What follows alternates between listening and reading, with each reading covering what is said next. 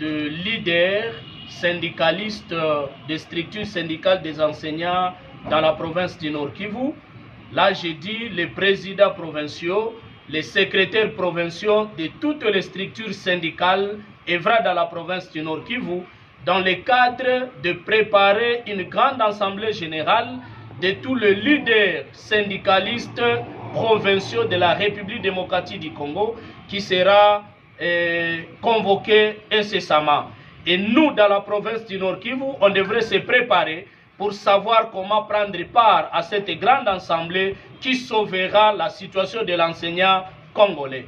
Vous êtes sans ignorer qu'il y a certaines actions que le gouvernement lui-même, dans son budget 2024, devrait exécuter depuis le mois d'avril 2024, mais rien n'a été fait, et cela par le biais de l'intersyndicat national a été renvoyé pour le mois de juillet 2024.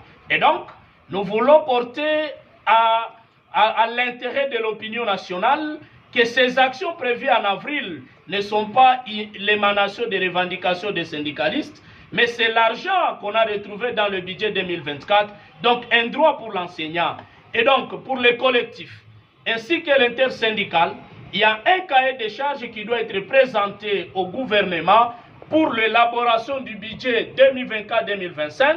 Et donc, les désidérateurs des enseignants, d'abord, doivent être intégrés dans la conférence budgétaire qui sera convoquée au mois d'août, mais également, ce cahier de charges devra être intégré dans le budget qui devra être voté à l'Assemblée nationale dans le mois de septembre, et les syndicalistes devront faire combat ensemble pour que ces actions soient exécutées. Dans le terme du collectif, nous avions placé notre barre très haut pour dire que les derniers enseignants, si tout marche très bien, doit être ramené au moins à l'équivalent en francs congolais de 500 $, parce que nous sommes aussi citoyens. Les derniers enseignants doivent être ramenés à l'équivalent en francs congolais au moins de 500 $.